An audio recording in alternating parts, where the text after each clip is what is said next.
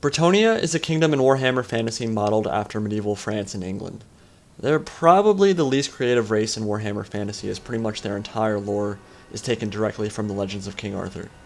This video isn't going to get super into the nitty-gritty details of the lore or the history behind Bretonnia, although we will talk about that a little bit. But I do want to talk about the race, their unit roster, and how I think Creative Assembly is going to incorporate faction lore into unique gameplay elements for this race. So why am I talking about Bretonnia when there are other, more popular races we know will be in the game at some point? Well, Creative Assembly explicitly told us when Wurzag the Great Green Prophet was announced that there would be a free downloadable race at some point during the first game. For all we know, there could be multiple free races throughout the life cycle of this trilogy, but we do know that there will be at least one free race. And right now, I'd say there's a 95% chance that free race is going to be Bretonnia. Why do you say that, Indie Pride? It could be Night Goblins, it could be Skaven, it could be Wood Elves, it could be Ogre Kingdoms. Why Bretonnia? Well, there are a lot of reasons. First, Bretonnia is clearly on the map for Total War Warhammer and occupies a very large place on the map for Total War Warhammer. They are positioned on the Empire's west border, north of the Forest of Athel Loren, where the Wood Elves live. We've seen a fly-through of the map during CA's Greenskin playthrough, and we saw unique assets like Bretonnian castles and a guy with shining armor and a gold crown, who was presumably Lewin Lincourt, the king of Bretonnia. More on him in a bit. People like Bretonnians as a race, they really do like that race and enjoy what they brought to the tabletop game, but they aren't super iconic and very few people think of them as their favorite race. Something like Skaven or Wood Elves is going to have a way bigger fan base than Bretonnia, and those races are also much more likely to sell well as DLC. That's not even to mention the fact that Athel Loren settlements aren't even going to be in the game at launch. The whole forest of Athel Loren right now is blocked off, so you're not even going to be able to go into the forest, I don't think, and if you can, you'll probably take a bunch of attrition. So Wood Elves are much more likely to be DLC, Skaven are much more likely to be DLC if we see them in the first game. But Bretonnia is a very logical choice for free DLC, simply because they're going to be a lot easier to create than a lot of other races who have crazy monsters or really unique units. For example, the Winged Pegasus is already in the game as one of Balthazar Gelt's mount choices, so that can easily be carried over for Bretonnian Pegasus Knights. In fact, the only truly unique asset CA will have to create from scratch for Bretonnia are the trebuchets and possibly Beaquis, the hippogriff King Lewin rides into battle. Beaquis will, by the way, be really cool to see in action. He's going to look a lot like Deathclaw and play like him as well. Deathclaw, of course, being the Imperial Griffin that Karl Franz rides. But instead of being mixed with a tiger or lion, he has the hind legs of a horse. So he looks like a lot like a griffin, he just has horse hind legs. And it is Bretonnia, so go figure, combined with a horse there. Obviously, modeling and artwork and stuff will have to be done for all the other Bretonnian units, but the base skeletons for armored knights and horses and bowmen are already going to be in the game, which will make it a lot cheaper for CA to give us free of charge. So let's get into the lore a little bit for Bretonnia, and then we can talk about their legendary lords, their unit roster, and how I think all of this will translate into Total War Warhammer, and how Bretonnia will be unique on the Total War Warhammer stage. Bretonnia, as I said, is a chivalrous kingdom based on medieval France and England. Their society completely revolves around social birthright and nobility, and there is very little in the way of social mobility. Pretty much, if you're born a knight to a wealthy house, good for you, you've got it made in the shade, baby. If you're born a peasant, well, that blows for you. You're gonna die in a squalid house, in abject poverty, after toiling the land for the entirety of your miserable existence. Sucks to be you! In reality, there are plenty of truly chivalrous and good men in the ranks of Bretonnian knights, but there are also a bunch of dickheads who consider anyone born below them worthless peons, not worthy of their name. And these guys are the ones that will kill you as soon as look at you if you're a dirty peasant. So basically, Bretonnia isn't quite as chivalrous and good as they'd like to think they are. Their military is based almost entirely on cavalry. They have a bunch of different armored knight variants, from Knights of the Realm to Pegasus Knights. Knights with some money will bring multiple horses on quests for different purposes, maybe a packing horse to carry their personal belongings, and at least a couple of chargers or similar warhorse to change out during combat. They do have some infantry choices like peasants and men-at-arms, but these are tar pits and meat shields sent forward to die. They aren't the main killing power of Bretonnia.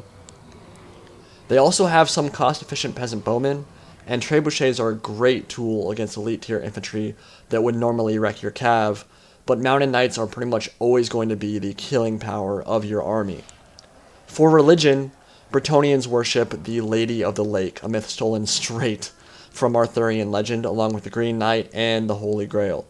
She's very much real in the Warhammer universe, though, as she appeared in person and blessed the first king of Bretonnia with a great victory against an unstoppable greenskin force early on in his reign. She also appears to King Lewin during the end times and leads his force to Altdorf with her magic during the siege of the Glotkin. This is a really interesting book, by the way. I just read that book. It's called The Fall of Altdorf. Very good. I'll probably end up reading some passages from that to you guys at some point over Total War Warhammer gameplay, but we'll see. Knights will often go on quests killing beastmen and greenskins and other ugly things to earn her favor, and hopefully at the end of those quests, they want to drink from the Grail and become Grail Knights. Drinking from the Grail blesses them with serious chaos killing powers and injury healing powers, but only the manliest knights get to drink from the Grail. Seriously though, Bretonnian knights absolutely love this chick. They love the Lady of the Lake. They love her so much, they're willing to die excruciating deaths 1,000 times over to simply be in her presence. But Warhammer is a grimdark universe, as we all know, so of course her origins can't be as pure as they seem. And as it turns out, the Lady of the Lake is actually the wood elf goddess Lilith, who uses Bretonnia as a shield to defend Atheldoran from attack without their knowledge.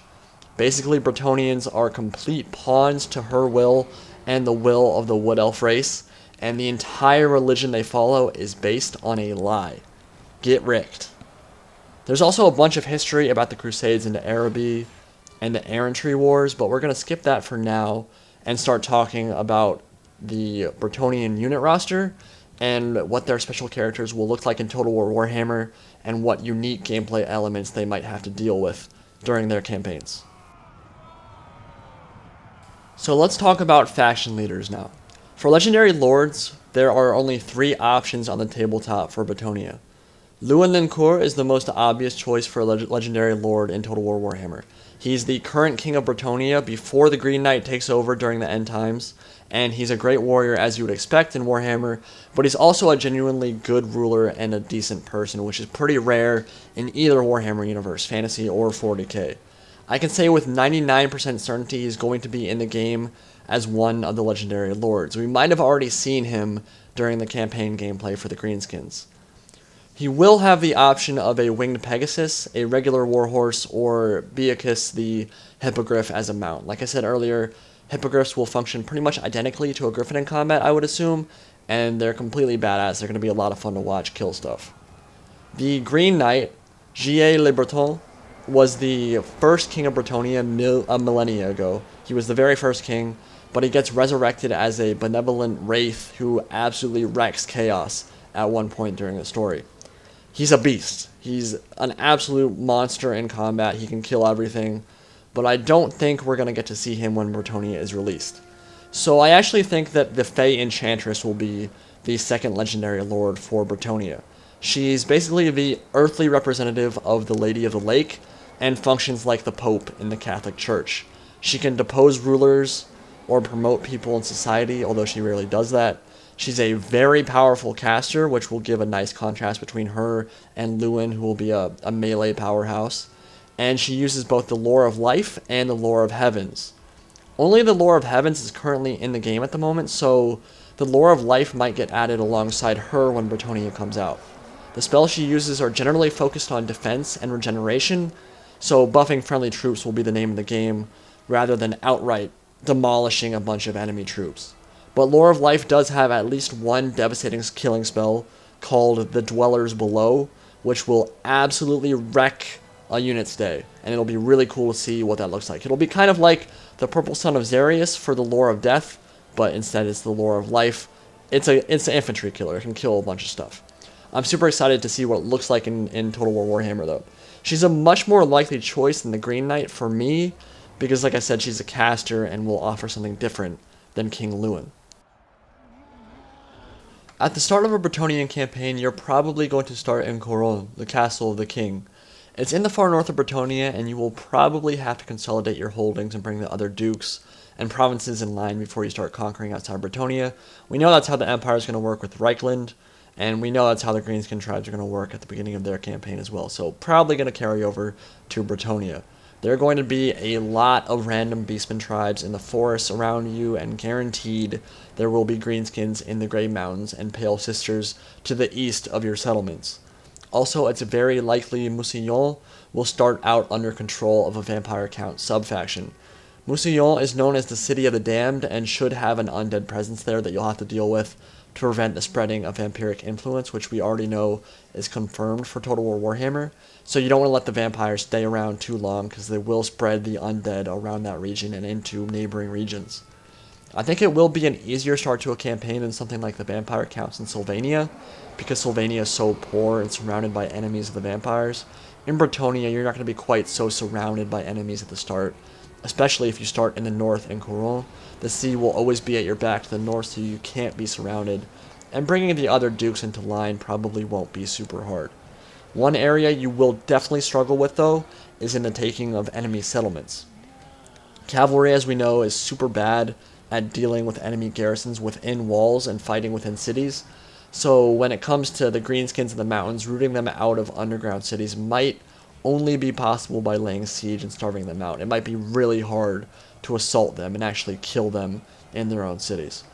Fortunately, your natural enemies like Chaos and the Greenskins aren't going to have a lot of spear infantry in their rosters, so heavy cav will probably be a great way to slaughter AI armies on the open field.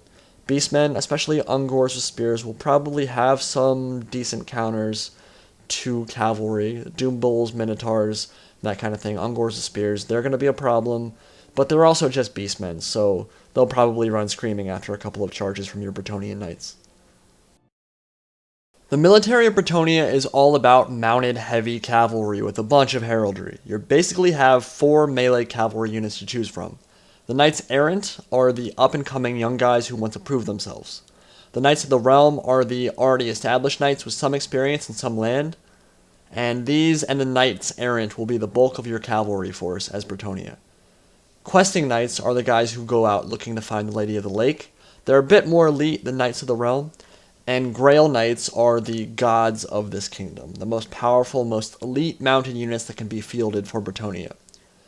Pegasus Knights are going to be your flying option. Any knight in this unit is extremely elite and very, very rich. Peasants can basically get their hands chopped off for even touching or looking wrong at one of these mounts. The meat shields, the wheaten chaff, the tar pits, as it were, of Bretonnia, will consist of peasants and men-at-arms. They're going to be the anvil that hopefully holds while your cavalry flanks for the big hammer.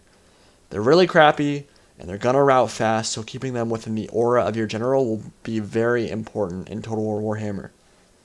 Peasant bowmen are going to be a very cheap longbow unit, decent range, decent killing power. They're apparently not that bad in the tabletop at all. They're actually pretty decent, so they might be a good choice to bring as a skirmish force. Depending on how CA handles artillery, trebuchets could be super good versus infantry and very cost efficient like they are in the tabletop game, or they could be super inaccurate and very bad against moving enemy units. Not sure on how that's going to work out yet, but in tabletop, trebuchets are one of the only ways Bretonnia can deal with elite infantry that would normally slaughter their cav.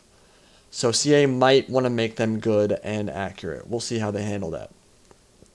In terms of multiplayer, I really don't see Bretonnia being particularly good. No gunpowder, only 1 monstrous mount, only 1 flying unit, really crap infantry. It will ultimately depend on how good cavalry is in Warhammer, but we've seen how bad nomads are in Rome 2. Balancing a cavalry-focused army is really hard. They're either going to be really underpowered like they are in Rome 2, or pretty overpowered if cavalry is very good in Total War Warhammer. It's really hard to find a middle ground there because the enemy is always going to know what you're bringing. Macro, as in the army selection process in a Total War game, is such an important part of Total War.